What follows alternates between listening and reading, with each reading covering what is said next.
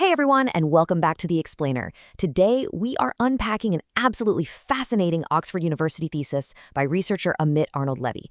And let me tell you, we're going to be exploring a truly incredible underdog story in the world of artificial intelligence research. We're so used to hearing about massive tech companies dropping literal billions of dollars on giant supercomputers just to make their AIs a tiny bit smarter. But what if a massive breakthrough in how AI understands the real world didn't actually come from a supercomputer at all? What if it came from a tiny, highly efficient model? So that brings us to our central question for today. Can a tiny, open-source AI learn to predict the future better than a tech giant's flagship model? This is the high-stakes puzzle this research attempts to solve. Because think about it, if we can teach a small AI to accurately forecast global events, well, that completely flips the script on who has access to top-tier predictive power. All right, let's just dive right in. Section 1. Predicting the unpredictable. Recently, we've seen models like DeepSeek R1 absolutely conquer verifiable things like math and coding. But to achieve actual general AI, models have to understand the messy, unpredictable real world. And this brings us to a concept called judgmental forecasting. Basically, this is all about predicting binary, true or false, real-world events. We're talking about huge questions like, will candidate X win the 2028 US presidency? Or, will the first crewed mission actually land on Mars by 2030? These are events that will eventually have a definitive yes or no answer. But at the exact moment you're making the prediction, the ground truth simply does not exist yet. To really grasp why this is such a massive leap, compare the two domains. In verifiable domains, like math and coding, grading an AI is super easy. You run the code, and it either works or it crashes. You check a math proof, and it's either right or it's wrong. But judgmental forecasting operates in this massive gray zone. It's an unverifiable domain. You literally cannot automatically grade an AI's prediction today for an election that's happening 3 years from now. Which brings us to Section 2, the two types of uncertainty. So, how on earth do we train an AI when we don't even have the answers ourselves? Well, first you have to understand what's actually preventing it from knowing the future. We have two culprits here. First is epistemic uncertainty, which is basically just about missing facts. If I ask you to predict a die roll, your epistemic uncertainty is not knowing if the die has 6 sides or, say, 20 sides. You could figure this out if you just had more information. But aleatoric uncertainty, that is irreducible randomness. Even if you know for a fact it's a perfectly fair 6-sided die, you still cannot predict exactly which number it'll land on. It is just random. And this aleatoric randomness makes grading an AI incredibly difficult. Think about it. If an AI correctly predicts a coin has a 50% chance of landing on heads, but the coin happens to land on tails, should we punish the AI for being wrong? Of course not. The probability was spot on. And this brilliantly illustrates that exact problem. The researchers ran an experiment using a math dataset, but they forced the answers to be treated as probabilities, collapsing them randomly into a 1 or a 0, essentially simulating a coin flip outcome. Now look at those wide, shaded variance bands. That reveals that training an AI on random single-timeline outcomes, those final 1s and 0s, is incredibly noisy. In fact, it actually harms the AI's learning process. The unreliable feedback from those aleatoric coin flips just totally confuses the model. It learns way better when we don't rely on random final outcomes for grading. Let's move over to Section 3 and see how GRPO changes the game.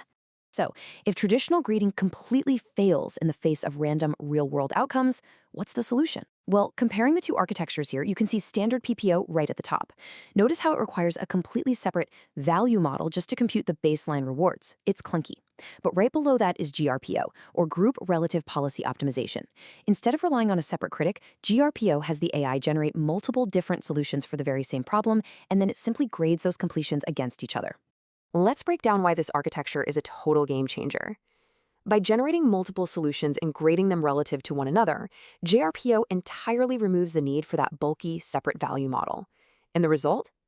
It saves approximately 40% in memory costs. Honestly, that is a massive efficiency boost.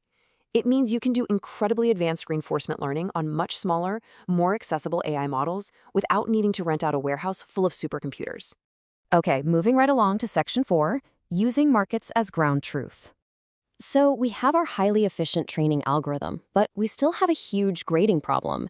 How do you grade an AI's prediction for an event that hasn't happened yet? We just proved that grading it on the final 1 or 0 outcome later down the line is way too noisy. We need a way to grade the AI on the true probability of the event today, right in this exact moment.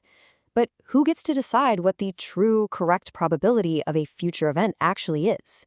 Well, the answer lies in prediction markets. The researcher turned to platforms like Polymarket. The efficient market hypothesis tells us that a high-volume prediction market, where thousands and thousands of people are actually putting their money where their mouth is currently the single most accurate method we have for calibrated probability forecasts. So, if the market says there is a 62% chance of an event happening, the researcher literally just used that 62% as the absolute ground truth to grade the AI during training. It is a brilliant hack to completely bypass the unwritten future. And finally, Section 5, Small Models, Big Results. All right, we have our training method, we have our ground truths, and we have our small, efficient AI. So how did it actually do? Just look at these numbers for a second.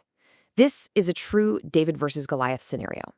The researcher took the QN 2.5 model, which has just 1.5 billion parameters. I mean, it is tiny. And they set it up directly against Anthropic's Claude 3.5 Sonnet, a massive flagship model estimated to be well over 200 billion parameters. So the crucial point here is in the negative cross-entropy, or NCE scores. And hey, don't worry about the complex math. Just know that a number closer to 0 is better. The tiny Quen 1.5b model started out, honestly, terrible, way down at negative 1.661. But after being post-trained using GRPO and that prediction market data, its score absolutely skyrocketed to negative 0.415. Now look at Claude 3.5 Sonnet at the bottom. The massive flagship model scored negative 0.62. No way, right? The tiny 1.5 billion parameter model absolutely beat the giant flagship model at forecasting the future. Actually, scratch that. There is a fascinating catch here, noted on the slide as the plateau.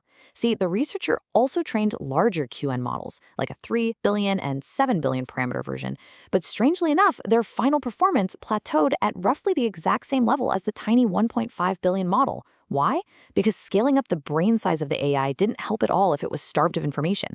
The performance was actually bottlenecked by the short, limited background summaries the models were provided with to read, not by the model's parameter size. Basically, the tiny model entirely maxed out the usefulness of the information it was given. Which leads us to a question that should seriously give everyone pause. If a tiny, highly efficient open-source model can predict the future this accurately using just a few paragraphs of context, what happens when we remove that information bottleneck?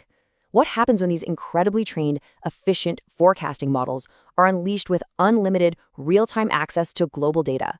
You know, the future of forecasting might not belong to the biggest supercomputers after all, but to the smartest, most efficient learners.